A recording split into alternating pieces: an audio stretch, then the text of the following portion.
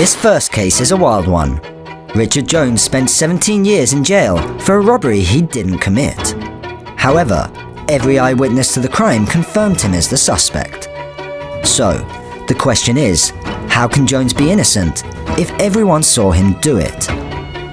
Well, pay close attention, because there's more to this mystery than first meets the eye.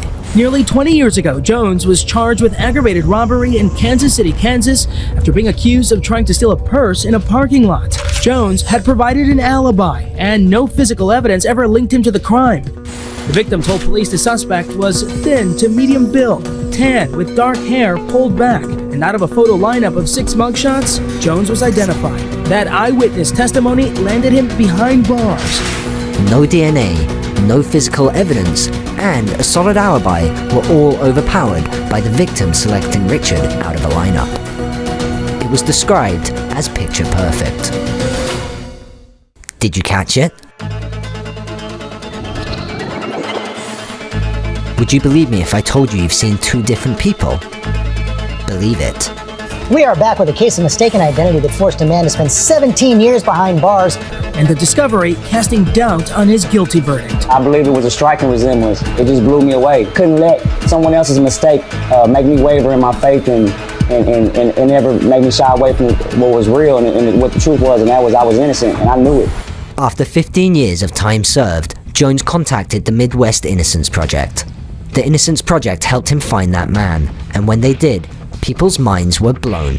During that visit, Mr. Jones actually said to the students, "I keep getting mistaken for this guy named Ricky Amos." The victim was brought back in to point out the suspect, but with Jones and Amos standing next to each other. Jones and Amos had never met until a hearing last Wednesday when witnesses admitted they couldn't tell the two apart, and the judge ordered Jones released. The judge recognized that an injustice had been done. Everyone did. The victim did. The original prosecutor did. And came to testify that Richard Jones didn't commit this crime. They say everybody has a twin, right? To see these 2 men, it's like looking in a mirror, except they never met, though they were both housed in the same prison. Insane. What are the chances of finding your real-life doppelganger? He has the same legal name as you, and, out of all places, he ended up being housed in the same prison as you. Unbelievable. It's unbelievable. I didn't see myself being here. It's been 17 years. You know, something I didn't do, but I'm thankful. I'm blessed. I'm definitely built for the challenge, just living my life, starting over, and just doing it right this time. Smith was a bus driver for the Lorain County Head Start program. She took the kids to daycare and drove them home. Everything was fine until a call from her boss. It was May 7th, 1993 in Lorain County, Ohio, when Nancy Smith was going about her daily duties as a bus driver. Little did she know, her day was about to enter a head-on collision with a level of injustice which left her in pieces. The catalyst of this collision, another typical Karen. That is when they told me that a mother on Friday had made allegations against me saying that I did not take her daughter to school and that I had molested her daughter. And I was like, what are you talking about? And then the nightmare began.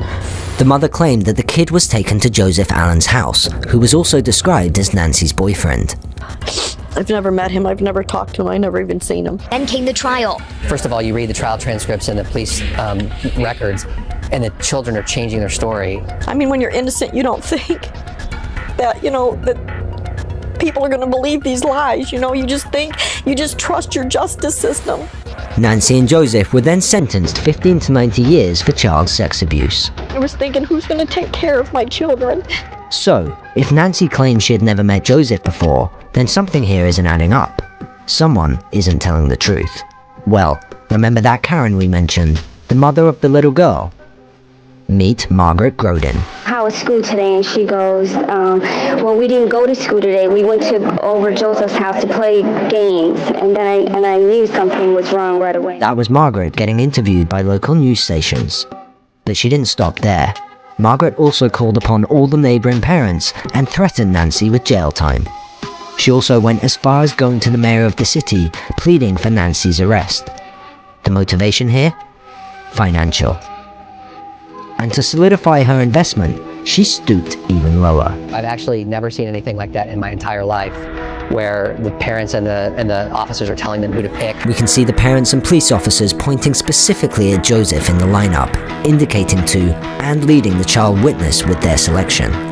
Your stomach will drop as we reveal there's no line these people weren't willing to cross. It's sort of sick to say, but people, it appears, were making these allegations for monetary gain. The bus company was sued, and the parents received millions of dollars. So, case closed, right?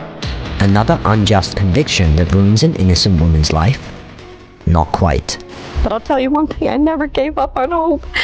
Never. In 2009, she appeared before Lorain County Common Pleas Judge James Burge. It was a judge with fair morals and, believe it or not, a technicality issue. As the original paper convicting her wasn't filled out properly. So this was really just a technicality. Judge Burge did something unexpected. He overturned the conviction. Earlier this year, Nancy's dreams of clemency came true. Judge Burge said, "Stay free." Nancy Smith broke down after court. Horrible. It's the worst feeling that you could ever have. To think that people would think that of you. Until you've been in my shoes, nobody can understand the pain that this has caused me and my family. The raw emotions are clear to see, and who can blame them?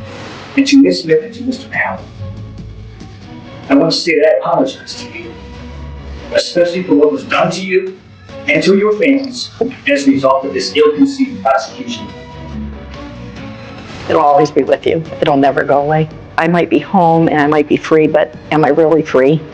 This is something that I'll live with for the rest of my life. Stunning development in a murder case NBC News has been following for nearly 3 years. On our way to see an inmate by the name of Richard Rosario. Rosario was convicted of the 1996 murder of teenager George Colanzo in the Bronx. His story has never changed. Did you shoot him? No. Why are you here? Sometimes I'll hear about a case that sounds so outrageous. It makes me wonder, what if it's true? One of two things was true. Either Richard was innocent, or I had a law enforcement officer lying to me. I'm never gonna lose hope. They have to take me out of here in a box. I'll never lose hope, no matter how long I'm here. June 19th, 1996, in the Bronx, New York, 17-year-old George Colanzo was gunned down in cold blood. 2 weeks after the murder, his friend and a food cart owner who witnessed the crime were asked to look through a lineup of photos. The man they both picked out, 20-year-old Richard Rosario, who was in Florida State at the time of the murder. Unbeknown to Rosario, he was now a wanted man. He gets a call from his family explaining being wanted by the NYPD. As soon as my mother told me and I spoke to my sister, I spoke to my wife and I found this out, I just came back. But not back to what he expected. Within hours, he was handcuffed, arrested, and considered the sole suspect in the murder of Colanzo. He did turn himself in that night, and he did give a statement to police where he names 13 people who he said could confirm that he was in Florida, and he also gave them a copy of a bus ticket showing that he had taken a Greyhound bus from Florida. So if detectives were given names, addresses, phone numbers of the people who could place Rosario in Florida on the day of the murder, then how did the jury find him guilty 2 years later? Well, if you're not a fan of corruption or injustice, you might want to look away. The newly joined Exoneration Initiative managed to get Darcel Clark, the new district attorney, to re-examine the case. What they found was downright dirty. Well, yeah, after I spoke with the alibi witnesses, they all told me that no one from the NYPD or the DA's office or anybody ever called them. He gave a statement to the police and gave them names and addresses and phone numbers, including yours. Did anybody ever call you? Not a single phone call. No one from NYPD called me just to confirm if what he was saying was true. We've thoroughly interviewed a number of witnesses, his alibi witnesses. We interviewed our witnesses, just every single angle we looked into.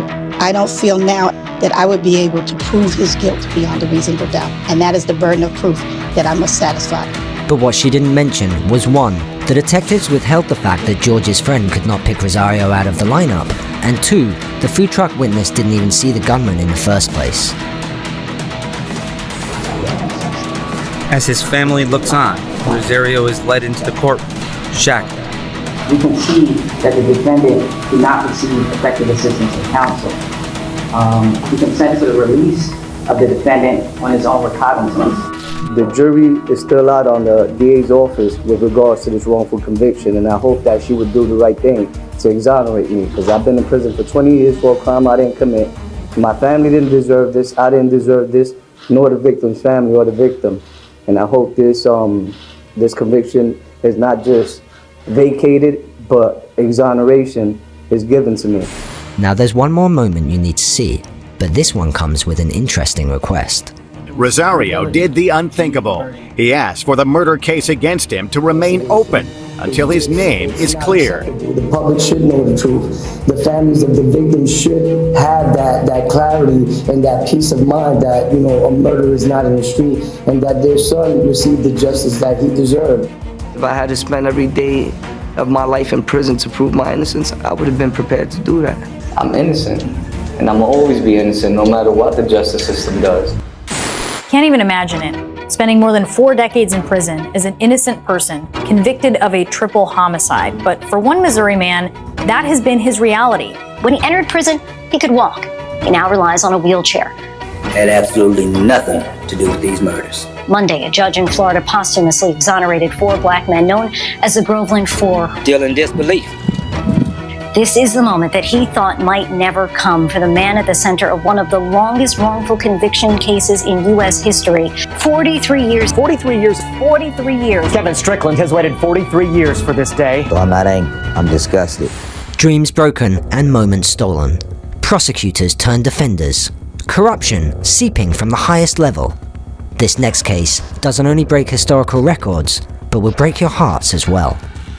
Kevin Strickland, now 63, was incarcerated in 1979. At 22 years of age, the state of Missouri charged him with first and second degree murder in a brutal triple homicide.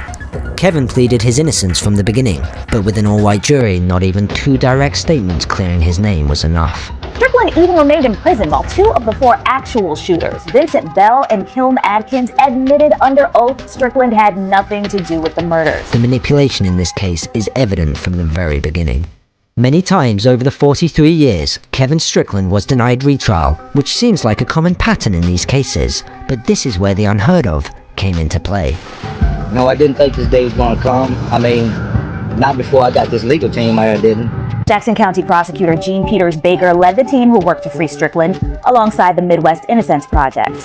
In 2015, an email was received by the prosecution. The most important piece of evidence was a recantation of a witness. She has since died, but she really did a good job documenting her recantation, so we believe it to be a very credible recantation. It changed her view on the entire case. Let's just call it what it is. This is wrong. And everyone that works in this system must find a way to do the right thing now. The right thing is getting Mr. Strickland out. Even with all the evidence, her first attempts to free Strickland failed. I guess it's not easy when you're fighting against the same people who helped you put him there in the first place. Incredibly difficult this process is. Even when the prosecutor is on your side, it took months and months for Mr. Strickland to come home. And he's still going to come home to a system that will not provide him any compensation for the 43 years that he's lost. That's not justice. They did eventually get there, obviously. And with freedom at his fingertips, he just wanted to do one thing. Well, I mean, I hate people to hear a 62-year-old man say this, but I'm a mama's boy, and I got to go see mama. I got to go hold mama's hand, yeah. But Attorney General Eric Schmidt had his way of slowing it down, causing that one last wish to be taken away. His mother died 2 months later. Procedural hurdles caused his case to be delayed and later dismissed. His mother passed away on August 21st. We can't bring back Mum, but the people of Missouri and abroad decided that they can help in another way. He's been out of prison for more than a week. The GoFundMe has raised more than $1.7 million. $1.7 million? It doesn't equal 43 years, but I do think that will help keep him out of a cardboard box. And maybe a little more. You know, I've never been on a beach, not even a man-made beach. And I want to go out far in the ocean where you can't see any land, any direction. And not just go out there, but get in that water. I want to feel the power, of God's creation. I want to feel that water.